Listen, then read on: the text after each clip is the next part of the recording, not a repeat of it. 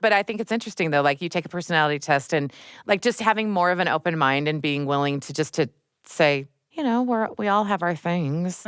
Do I want to take ownership of this? And then I think, oh, yeah, no, I will admit this much more freely because now I have like experience over my life of like being like, even like the most mundane basic things of like, I think I can accomplish more in a day than I can. Or I remember when like my kids were little and I'd be like, okay, we're going to go on these errands. There's no way.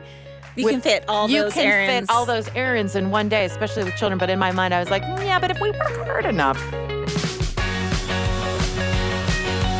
Life gets easier if we figure it out together. Welcome to The Lisa Show.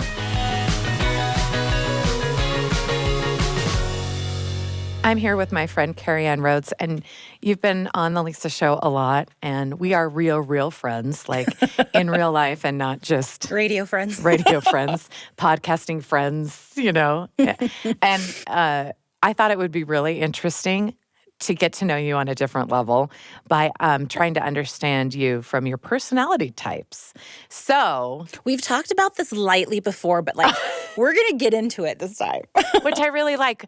Okay, so I just recently brushed up and took the test. I took the Myers-Briggs. Okay. And then I did the Enneagram one? Yes, because everyone, I've seen this all over social media, and everyone's like, oh, I'm so number 2, or I'm so number whatever. And I just kept thinking, oh, I don't know, do I need another personality type? Anyway, I thought this would be really funny. So you've taken them, and yes. I'm dying to know, what are you? I've actually taken them over time as well. And did they change? Yes, and that's kind of an interesting thing. Okay, so I have not changed, and I'm feeling like feelings about that. Like I remember taking the Myers-Briggs in high school, and I took it in college, and then I just barely took it. And it was the same every time? The same. So what are you? ENFJ. ENFJ? ENFJ. What does that mean? So, okay. So then, of course, I Googled everything. I'm an INFJ. Oh, so you're an introvert. I'm an introvert. And I'm an extrovert. But we have the same kind of process. I also can be an INTJ. What do you mean you can be? Like, aren't you just one? I've been both. Okay. Throughout your life, so you've changed. I've kind of changed, and maybe I sit somewhere between the two. Okay, so what I know about ENFJ is they're the protagonist and teacher. All right, you're up in front of everybody. Which is funny because I was a teacher and now I'm a podcast host and a mom. And the main character. And it's funny that... the protagonist. Well, and it's also optimistic, honest, and observant. Relationships, long-term, authentic, strong love. I'm like, that's dislikes, naivete, and inner conflict. Weakness, perfectionist, overly idealist. Like, it's, firm believer in doing good for others, reliable and tolerant, natural leader. How is this feeling? Are you creative feeling leadership? Well, I hate that I like to think I'm more mysterious. I know I joke about it all the time, but it's true. Like you don't know me. You can't figure me out. You can't pin me down. You can't pin me out. Yeah, like you got to get to know me and spend the time and then you'll earn, like, which is so dumb, but loves helping and entertaining others. Hi, welcome to The Lisa Show. We are ENFJs. And friends for like lifelong, genuine, authentic. Like that's all the best parts of ENFJ, so you love that. And then you get to the, how do they put it? The unhealthy or something? Potential development areas instead of weaknesses. Yeah.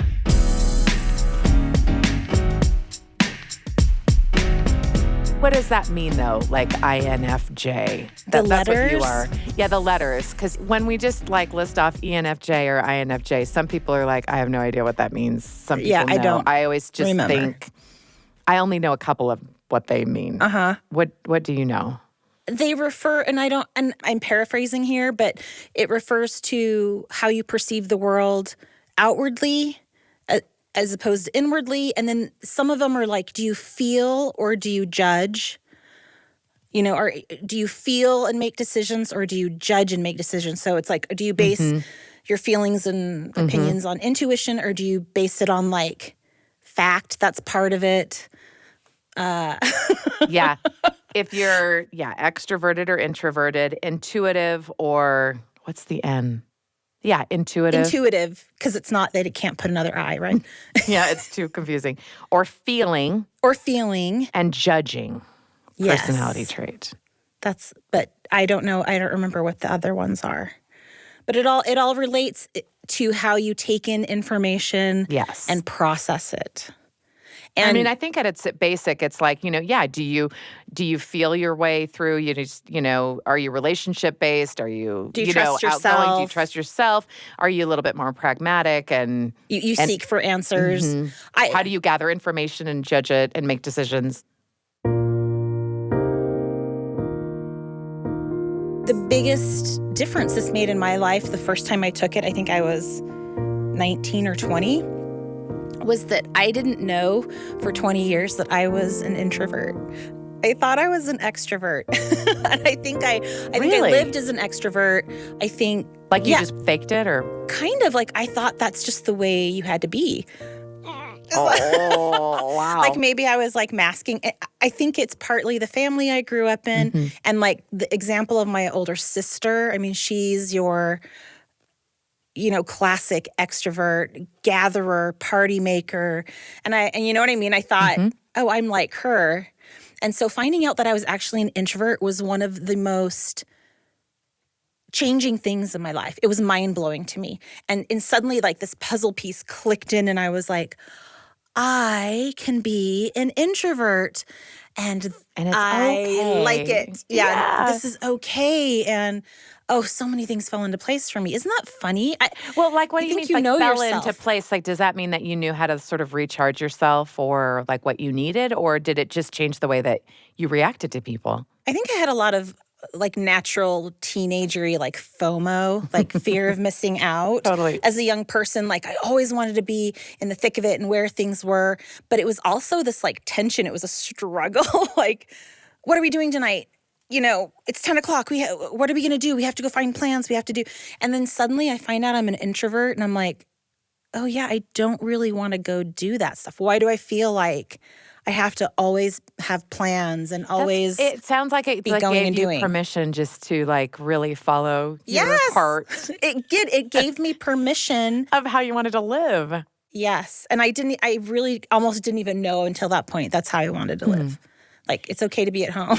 I kind of fought against, I remember doing this personality test like in high school and thinking, nah, I don't know, that's not true.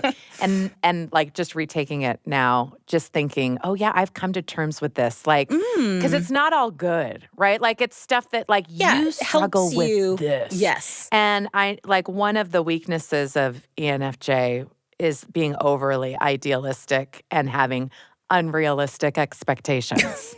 And it's like this is something that like I'm much better at right now, but like has been a struggle my whole life. I mean, is that just experience and maturity? I think so. Well, but I think it's interesting though. Like you take a personality test and like just having more of an open mind and being willing to say, we all have our things. Do I want to take ownership of this? And then I think, oh yeah, no, I will admit this much more freely because I have like experience over my life of like being like, I just, even like the most mundane basic things of like, I think I can accomplish more in a day than I can. Or I remember when like my kids were little and I'd be like, okay, we're going to go on these errands. There's no way. You can fit all those errands. You can fit all those errands in one day, especially with children. But in my mind, I was like, yeah, but if we work hard enough and smart enough, if everyone is happy Yeah. and fed and in and good if I can moods. anticipate everybody's needs, just Right. unrealistic. And that's a small example, but like on a bigger scale of like how I want to live and how I think other people should live. And that's something that I could work on. And I always also describe myself as a recovering perfectionist. Like it's my natural tendency to be like, no, if you're going to do it, you're going to do it right. Just do it. And I find myself over the years fighting against that and going, no, this is a case where you can let yourself off the hook and good enough is good enough or done is better than or perfect because I or understand whatever. this person. Yeah. Like don't expect that. No. Especially, in any with your relationship. children or with, partners. I took the test with my two best friends who had been my college roommates. Oh, yeah. And understanding them, it helped me so much. Because, I don't know if I even thought about it as a young person. Like, we had so much fun together. It was so easy being friends. I think you think maybe like, yeah, we're kind of the same, right? Yeah. And then, but understanding maybe the nuances of like someone's love language. That's another kind Okay, of. so this is another one I think that is so great to know. Yeah, like so there's another the kind of ways pop that psychology. Completely, but I do think that it is like a great opportunity, or at least it has been for me, Mm-hmm. to talk about things that are hard to talk about in a relationship, especially like a romantic one, right? Mm-hmm. Like, because when you can see that they're trying to show you love, but it's not your language, like it doesn't mean Yes. that can be unnecessarily frustrating. But if you talk openly about the different ones, which are physical touch, words of affirmation, quality time, gifts, and tokens, and what's the last one? I always forget one. Acts of service. Acts of service, yes. So those are the 5. And being able to talk about it, like with my late husband, he liked physical touch. And, if I could just hold his hand and, Scratch it back. scratch his back and, and all the kinds of physical touch, let's be honest. And then, and to be able to like recognize that so that if you were like, oh, I want to show love, that's the number one. What's the number 2 one? Like, it's not like you throw the rest of them out the door. Out the door. But if like my natural instinct, maybe not because of how I like to be shown love. Mm-hmm. What's your love language? I think it's acts of service. Mm-hmm. So I don't if somebody know. like took out the trash, or if he ran someone some errands saw for that you, what then needed you to would be be done like, and just that's did so it. great. Yeah, no, that is great. But if I don't naturally show love in the way the person needs it, and I don't know about it, like it makes such a difference. If I can know about it, I can consciously show that person, right? Like with friends, especially. Totally. Like I wouldn't have expected one of my best friends that her love language was words of affirmation. I had no idea. So all this time we'd been friends. Oh, that, yeah. That's what she needed, and so I make an effort to like give her that, to tell her how much I appreciate her or I love her or. Well, and Christopher and I used to always make fun of gifts because we're like, well, that's just easy. And we would make fun of it. And I remember one time, like, I do he love to was give so gifts. busy and we didn't have it working full time and getting a PhD and directing, and I had all these like little kids and I was doing, we had no time together. So forget quality time. Yeah. Forget even like words of affirmation, honestly, or physical touch or any of the other ones. And I remember one time we were trying to like plan a date or something, and I was like, well, I guess we've got gifts. I guess we just give each other gifts from now. Like, when we kind of laughed about it, like, we have got to like come back together because life gets busy, but we need to express each other, love. But now one of our really good friends is gifts. Uh-huh. And I don't make fun of it anymore because we have seen firsthand the joy and lighting up. And I think, okay, but gifts is not just like, oh, I'm buying love. It's like I had to think about it and plan ahead. It's not just getting something. It's not one thing. So I don't make fun of any of the love languages anymore. You're listening to The Lisa Show. We'll be right back. Welcome to The Lisa Show. That is the one like sort of personality-based test that I have found has changed for me the most. Really? Yeah, like through the years and stuff. Like I think before, when I had first gotten married, especially, because I always think of the love languages in a romantic sense, but it's for friendships and for showing love to your children. I mean, to everybody, just show off. Yeah. But I think it changed the most in that, because when we were first married, I would have always said, oh, it's quality time, because we were able to spend a lot of time together, and that seemed really meaningful. And then it changed over, to like words of affirmation and like, this is my person that's like cheering me on and things like that. And then anyway, so maybe love language. I think that one for me at least has changed. Yes. And I think that one's less like it can relate to a personality, like someone who in the Enneagram, for say, is like a giver. That's how the person or the helper shows love, is by being there, by doing, by whatever. And so while it kind of dovetails with personality, the love languages, they can change. I think more than like a Right. person. What's yours right now? My Enneagram, I'm a I'm a 7 with a wing 8. We'll What does the explain all wing of this. mean? But an almost equal part yes. number 2. Okay. And which that is, has changed in the last 10 years, too. Okay. I took it 10 years ago, and so I'm a the little bit different. Enneagram, so I had never taken it, and I just took What did you it. think? And I mean, I liked the questions, but I wanted them to be more like the color code. We'll talk about that one later. I know these are so many different kinds, but I kind of am fascinated by them. Yeah.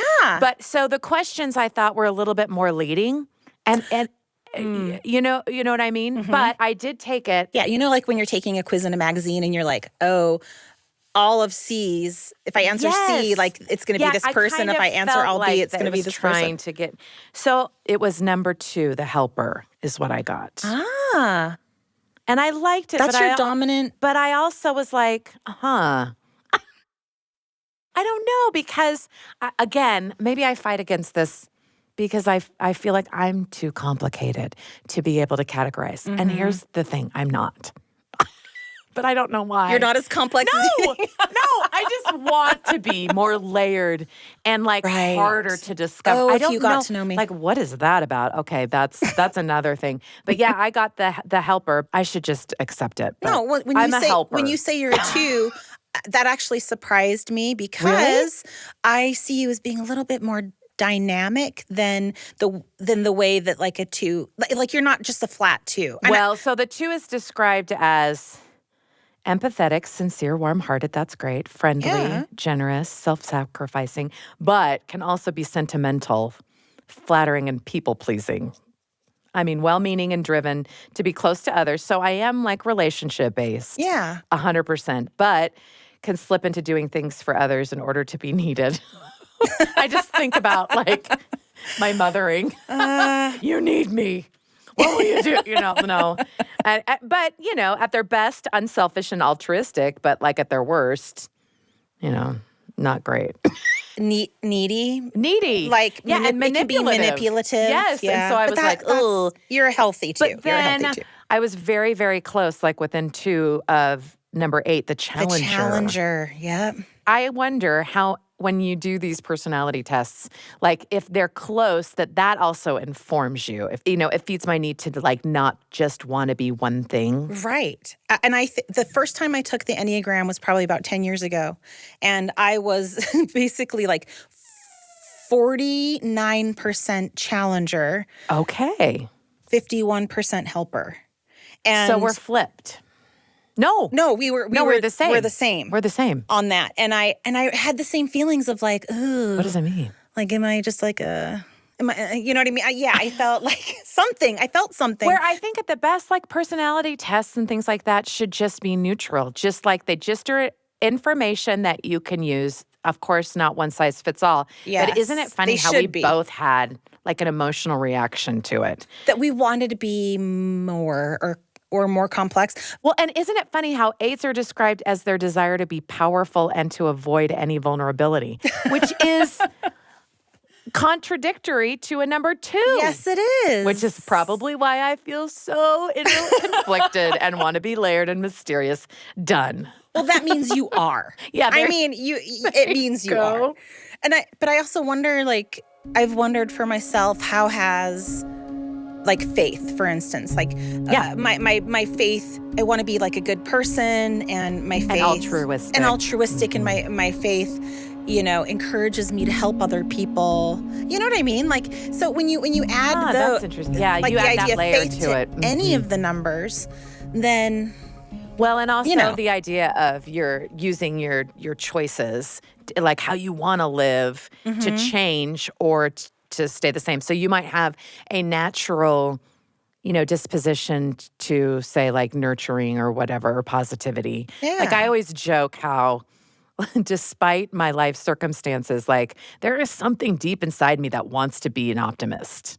Like even amid all the evidence to not be like, Right. like everything will be great. It'll work out. And then it doesn't, and it doesn't. But I And still where have does that it inside. come from? And where does that come from? And is that just sort of like, you know, like in our faith tradition, like you just were like divine and you were just made that way? Or is it just something that you just have chosen enough over time that your brain is like, well, we're still doing you're this, right? programmed. Like, we're still doing the optimist route, right? I think I have to like believe. It's comfortable. Yeah. I mean, I wonder. I have to believe from my experience that, some people are just born negative, and some people are kind of born positive. And I used to kind of think like, well, there's one way to be born, and then we either like improve or wreck ourselves. You know what I mean? Like we're all born neutral, but I no longer No, I don't think that. And I don't think we're born neutral. I no, really don't. And I think having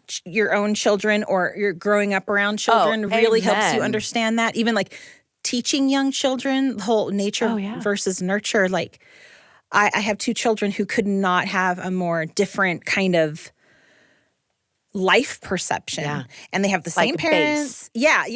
Same parents, same kind of experiences, and so. Well, I think the same thing because 5 kids, and I remember my mom saying this, and so I'm sure it's influenced, the way that I did. But she's like, I was so excited just to see who was coming to my home. Mm-hmm. I didn't feel like, oh, I'm going to mold this child into like a mini version of me, or I'm going to shape this child I think to that's be like a this and this mistake in child. parenting. She's like, I just thought, oh, this is so exciting. Who are you? Here's a new like little spirit. Who are you?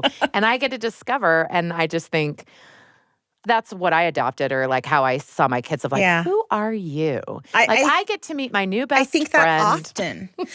And as you see them develop their interests, well, it's now like, that they're older, I'm like, this where is so is this funny gonna because go? you are very similar to how you were as a baby or a toddler. Like, right. I mean, there's lots to discover since then, but like not super different. No. I remember my son Oliver went through a very serious monster truck phase. And we kind of encouraged it. We didn't discourage it. And they went to the monster truck show downtown. They went to the championships in Las Vegas. And my dad attended with him. And my dad is very opposite from like monster truck culture. Mm-hmm. He asked my husband, he said, so where do you see this going? Oh, yeah. Where do you see this going? That's the question. About my son's obsession with monster trucks.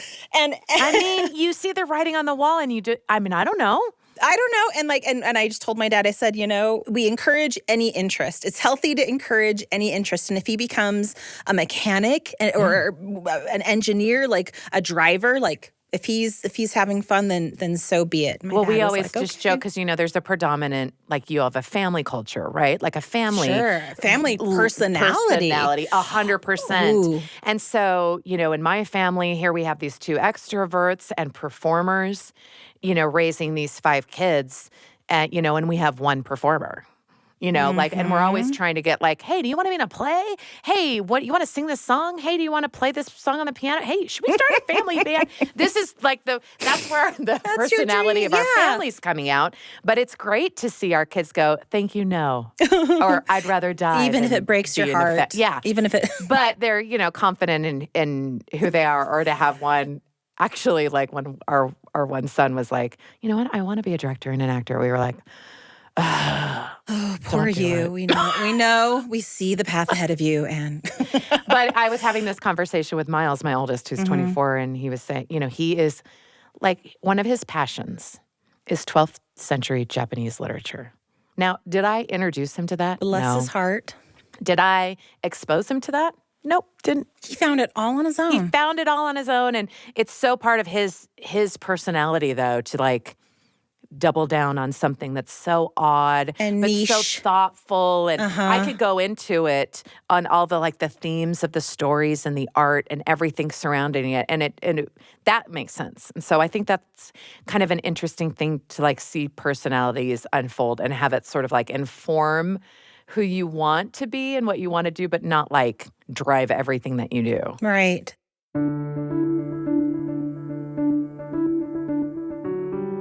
Have you ever done the color code? Yes. Okay, so that was a big one in our, because when we were, My grandma was huge on the color code. She coded all of us, all her grandkids. I kind of love that one because it's so simple. So there's blue, which is, I'm a blue, nurturing, teachers, homemaker, like just relationship based and is, good at relationships and feelings and intuitive. None of them are good or bad. They Yeah. that's important. Although, like, culturally, I have found that some people stigmatize certain personality types, particularly with the color coding one. Okay, so red is your aggressive, dominant CEO, forceful. Yes, you're type A, you're driven. And then your yellow is your fun-loving and outgoing, spontaneous. And then your white is your peacemaker and your conflict resolution go-to and brings people together. And and it's interesting when you take the color code test, you have a dominant color and then you have a secondary color, right? Too. Or you can see them in proportion, like you're this percent, this percent, this percent. So I remember when we first took the test, being like kind of equal on most of them, but then taking them, 10, 20 years like into our family's inception, that it was more like blue, yellow. And Christopher was yellow. And then he was like, well, and then once because of my career and becoming a father, I'm much more red. And we would talk in those terms. Yeah. And I don't know how accurate it was, but I did love talking about it and especially he would always like to tell what our kids are, name our kids oh, Miles is a total white or, Owen's a yellow and be able to tune it because it informed how we would approach or motivate our kids. We would try to look at it as something positive or, they might struggle with this because of that and I relate to it or I don't relate to it. And it was just an interesting way to approach parenting and a marriage, I think. Yeah, it's a simple, and to be able to have the same language, you're speaking kind of this same simple psychology language. Completely oversimplified. Yes. Absolutely. But still helpful. Still helpful just to know that if someone's a yellow, they could use a little spontaneous fun and as a reward, if you're planning a family vacation with a yellow and you're a blue, it's going to, you're going to have some pain points. And how do you accommodate the red? Yes. In this vacation and help, prevent those rubbing spots. Yeah. If you and kind make of understand. them feel good and you as well. Yeah. And how do you negotiate? I just think the whole thing is so fascinating. Oh, my grandma loved it. So what kind of personality test do you most refer to or use in your daily life, with your friends, with your husband, with your family? The kind of the color test I think is and the love languages I think are two really, they're oversimplified and basic, but they're two of the easiest ones to kind of understand for me as a non-psychology major, I get it. And just like you said, having that little bit of information, I can see in my kid, oh, this is my daughter's red behavior. Yeah. And she's feeling this because I can tell she doesn't feel in control of the situation or something. And so just knowing that about her, oh, she's getting aggressive and controlling because she's trying to bring some order into something that she doesn't understand. Yeah, it's giving them the benefit of the doubt, but also helping to inform how you. So now I know much more I can approach it. Yes, it helps in a relationship. Me be an empathetic Me parent. too. And those are just the two quickest, easiest. Oh, I know you need this. I find with my adult children, because I'm not around them as much, right? And so my interactions with them are less. So I find myself using more of the love languages because I want them to feel love from their mom so desperately. So I think how can I help you most in this situation? What do Can I, you need? Yeah. Do you need a listening ear in this situation? Do you need a gift? Do you, a surprise? Do you need, words of affirmation? That kind of stuff. Do you need just a safe place just to hang out for a little while? All those kinds of things. And I think that I that's want helped them- it like almost like a little bit of a shortcut of like, ooh, Yeah. we don't have a lot of time. So how can I reach out that way? But I want them to give it back to you too. And I know they do. I know you love just to be in the midst of Oh, I know. your And kids. that's what's interesting too, because I'm a widow. So having had like a strong relationship for so long and knowing how to, like balance that kind of relationship and then to not have it is quite like jarring. There's Jarring's a good word. jarring is a good word. Yeah. I mean, this sounds cliche, but there's a whole half of not your personality, but how you have dealt with things. Like when you partner and parent, you're sharing and I'll take this Oh off my your plate. gosh, We'll share this, and then suddenly everything is dumped on your plate. Oh, it's so or it's just gone. Yeah. Like, where did that portion? So I find don't have myself it. thinking, ooh, yeah, how can I fill that role that their dad gave so great? Because you do that adjust wasn't to that. naturally for you. You didn't have to parented- worry about it. Like, with a great father. And now that he's gone, I think, oh, I don't want my kids to like suffer or have to go without it all. So Well, can I react like he would react? I mean, I honestly tried to do that for a while, and it's you can't. I'm gonna say, like, what have It's you? just another what's loss that changed? you have to accept. I mean, I feel like I've always tried to be an intentional parent and really like listen to my kids and see them for who they are and not, try to force them to be something that they're not or I don't know, even with expectations, right? Like just love them as they are and see if I can help and in any way to them and just enjoy them. And Well, and you've said before, like you've stepped up, or in Chris's honor, your husband's honor, like you've stepped up your desire to have spontaneous, it's so fun exhausting. parent. And it doesn't come natural to me. No, And here's the thing. What I a gift you're see giving my then to your weaknesses children. like in all. Yeah, what a gift. The gift of my imperfection. The book Brené Brown didn't write. The gift of your energy and your industry. Oh, I'm trying so hard, but failing beautifully. And maybe that's why I have a little chip on my shoulder for some of these personality tests because, I it's like when you're trying to do two things. You're trying to be yourself, but also be somebody else. Like it's just not. No. Because my kids deserve the best, and I'm going to do twice the parent. Like, they're like, please no, please don't twice parent us. No, it's one of those losses though that is hard to describe, and when people lose their partner and it's really hard to talk about. And even I have a hard time really putting into words. Like, there's so much that you discover that you lost in that moment. When they pass, that you didn't know, that you were able to take for granted. And parenting certainly is one of those. And your personality changes because I do think that we influence each other, more than we will, admit. And and I mean, I tell my kids this all the time, like surround yourself with like good friends, like people who are cheering you on and are have your best interests at heart. They can be different people, from different backgrounds and different perspectives and beliefs and things like that, of course, but that have that you be careful about who you let in your behavior world. and your activity choices, I think, can 100% influence. It's influenced by other people.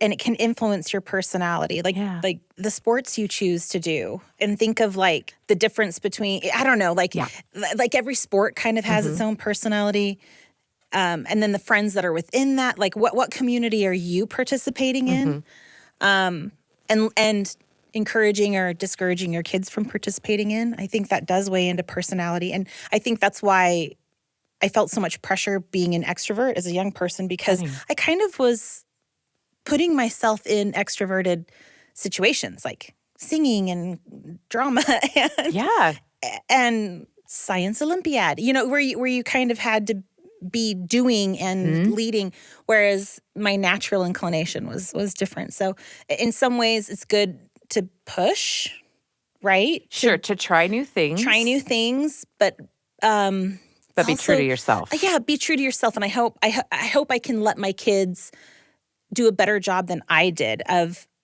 allowing them to be who they are and enjoy it, rather than be like, why do I not want to go to this party? Or why do these things make me so anxious and worry so much?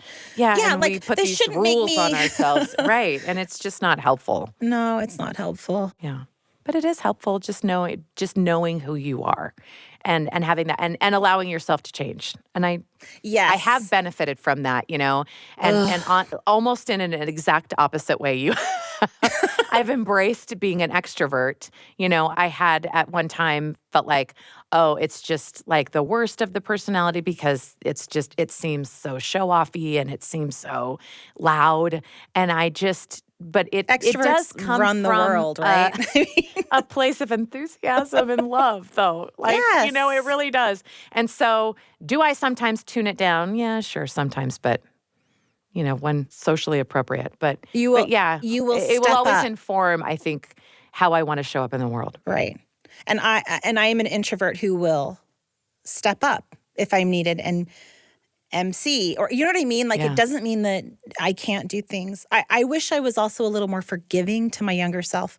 Do you ever look at video of yourself in junior high or high school and just go, I just want to take a deep breath and be like, why did you act that way? It's fine.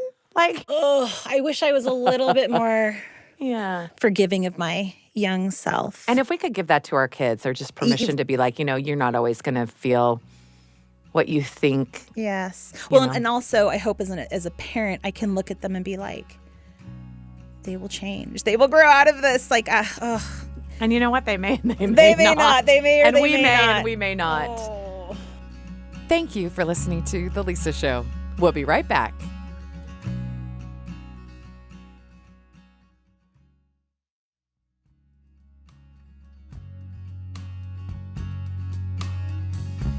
Hey, you're listening to The Lisa Show. Now, you have to teach your kids 1 million things.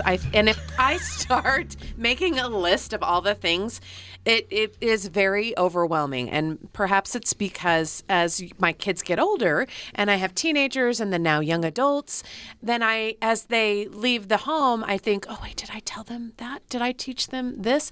Now, one aspect that I feel is more important than I would have thought, say 10, 20 years ago, is that element of socialization for your kids. Having them meet new people, feel confident going into a new situation. Carry socially. A conversation. Yes, exactly. And because it's not just the verbal things that you teach them, but it's the nonverbal cues. Like when I say, oh, when someone's talking, if you're looking around, they might interpret that as rude or that you don't care. Yep. Oh, that's not what I mean. Well, those kinds of little lessons add up, and they're really hard to really not only list, but then implement, right, in your everyday sort of parenting moments. So here to help us teach kids how to socialize is friend of the show, Carrie Ann Rhodes. Thanks for being here. My pleasure. Good morning. Good morning. Good. I'm glad you're here. I am glad you're here. I hear there's a bit of snow outside. Well, and I'm glad that we're able to have eye-to-eye conversation this morning. I'm looking into your eyes and saying good morning, Okay. Richie. Good morning. All right, you guys. Look, I got something down. I got it right. I put my phone away. Face to face. We're talking face to face like humans. I think one of a hard aspect of parenting is knowing when to be patient, like, oh, they'll learn, they'll get it eventually, and when to insist, no, you need to learn this now, whether it's tying your shoes or socializing, and that's a huge spectrum. Where do you start? Well, this is a tough one. This is one of those things that a lot of parents don't explicitly teach kids. Some parents do, and it depends on a culture. I was taught years ago by a friend of the show, Casey Faulkner, a good friend of mine. When she had young kids and I had no kids, I remember her explicitly teaching her kids, like when we came over, we were neighbors, casual friends, but she had an expectation that her kids, the ones that were old enough at least, would acknowledge that we had entered their home. Hello. Right. Make eye contact and say hello. And I remember thinking, oh my gosh, like, has anyone ever told me that was like the expectation? And her kids, when they were little, were on the shy side. And so it was a way that she was teaching them that this is appropriate, like social behavior in her home. It was just setting an expectation. She wasn't forcing them. She wasn't, it wasn't like stressful, but she was just reminding them, okay, say hello. And it impressed me then. And so I thought of all the ways that we explicitly teach our young children to socialize, like sharing, getting along, taking turns, like Sure, think that of compromise. preschool shows that teach kids all of those skills. But are there any like what shows do kids watch these days? I don't know. My kids watch a lot of Daniel don't Tiger. ask me. Okay, We talk Daniel a lot. Tiger. We Daniel watch a Tiger lot of taught me how to TV. parent. And teaches all sorts of good things, all these little parenting tips and whatever. But do they teach things like say hello, like verbally say hello? Now that you mention look in it, your eyes. Yeah, I can't think of a preschool show or I mean, I'm sure there are some that do, but you're right. This isn't something that is acknowledged a lot. Right. It's kind of it's a modeled behavior. It's more modeled, I think, than it is kind of an explicit lesson. And I wasn't a shy kid. I was probably more on the obnoxious side of the spectrum. But that didn't Preach. mean that I Wait, couldn't. what? I know, it's shocking. Hold on. You were. gotta That work may through be a this. thing for a different time. It doesn't mean that if you're not shy that you still can't learn some appropriate social behavior. Like I think my problem was treating every adult like a jungle gym.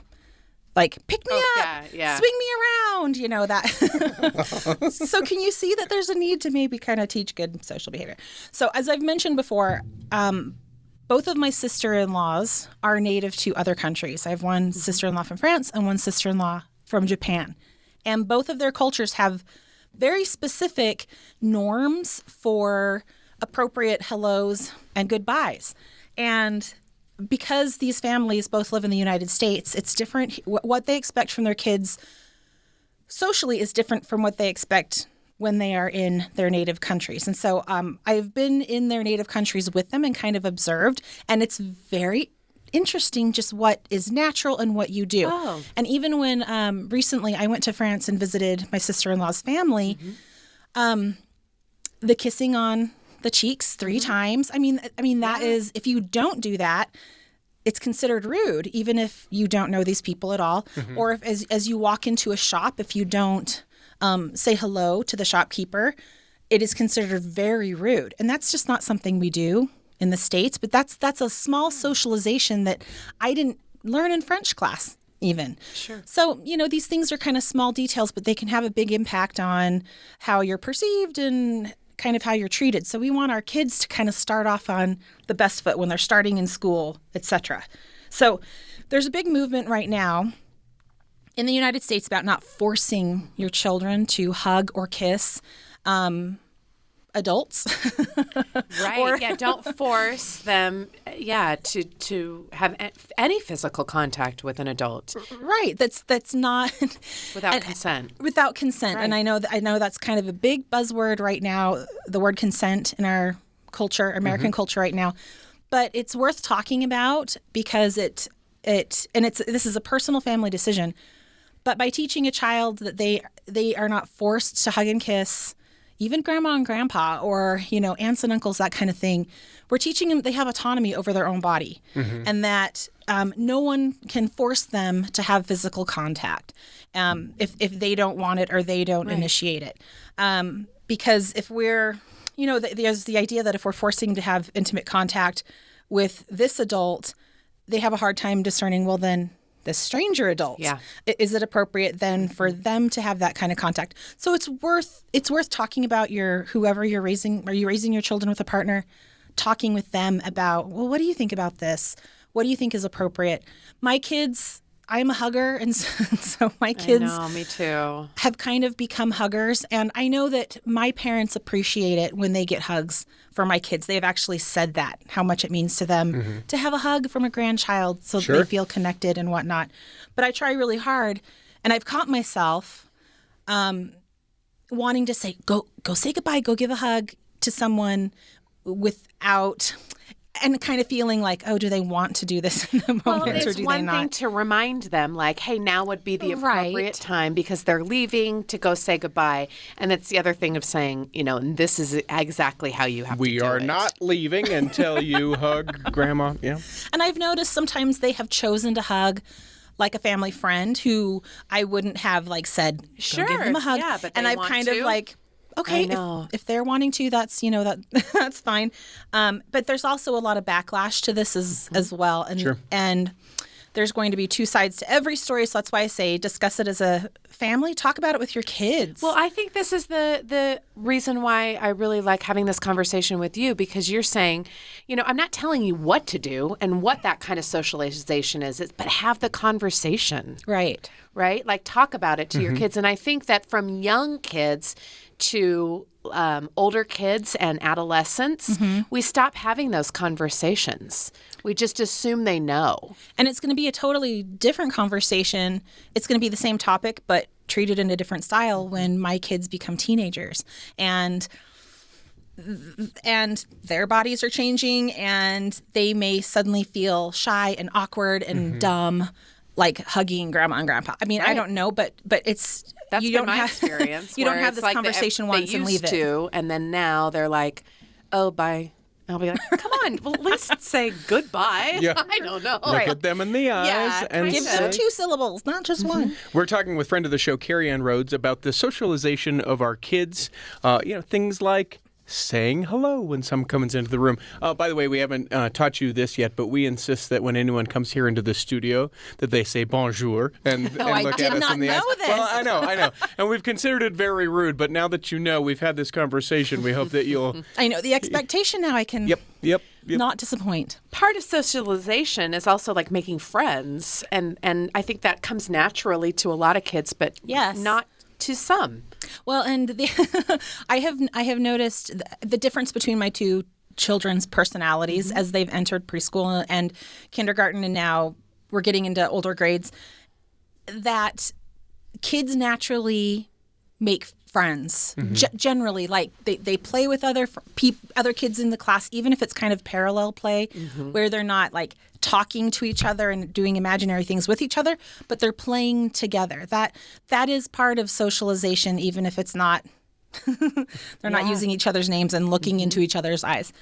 But a parent can help kids take that next step. And I realized this recently as my daughter says, There was a new kid in class today. And I'm like, oh, really? What's his name?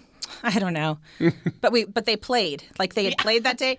Yeah. I don't know. Or she'll come home and say, I made a new friend today. And I'm like, oh my goodness, that's so great. What's your friend's name? I don't know. Yeah.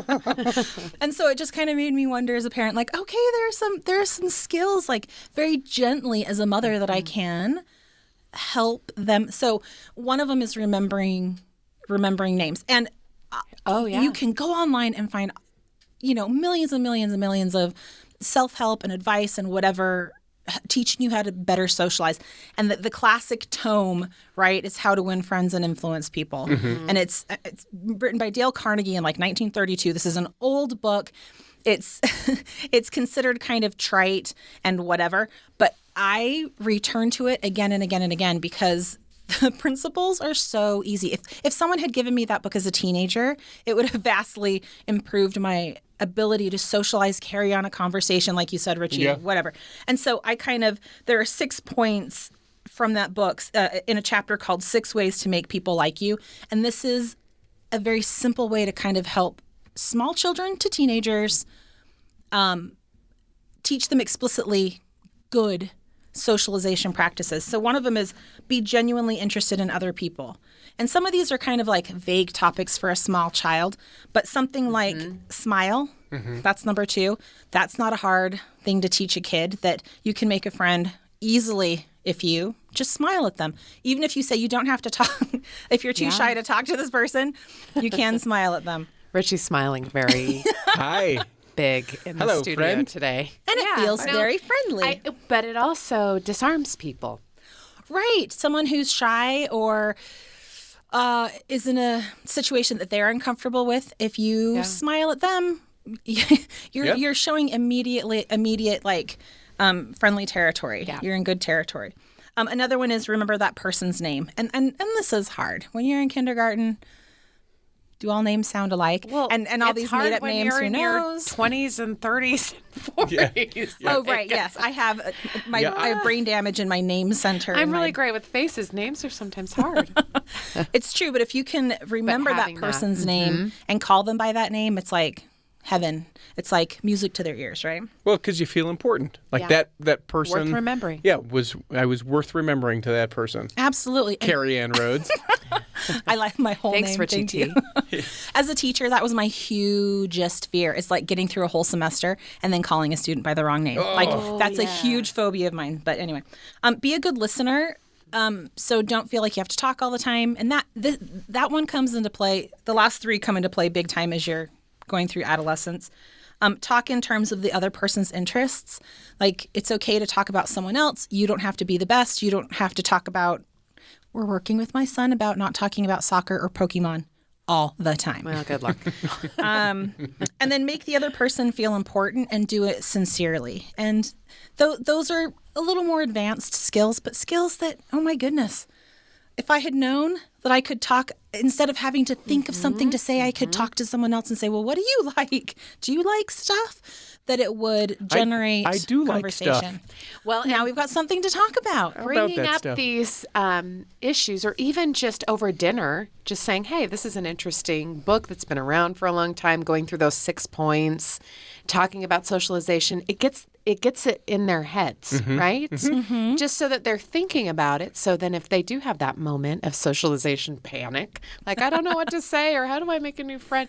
They have some tools. Yes. My 8-year-old has an abundance of confidence and thinks he is the world's greatest soccer player and thinks he's the greatest, smartest kid. And he is, right? He absolutely is. And it's this delicate line of, as a parent, you do not want to squash that confidence. Right. You don't. And so instead of, you can refocus it in terms of, talk to your friends about this. Well, what do they like? Can you find out what they like? Yeah. Helps just redirect that instead of squashing something great that they have inside them. Just redirect. A lot of great, really great information about helping us socialize our kids, helping them to just have those basic communication skills, whether it be remembering a name or looking someone in the eye, like I'm doing right now with Carrie Ann Rhodes. Thanks for being with us. I feel seen. Thanks for having me.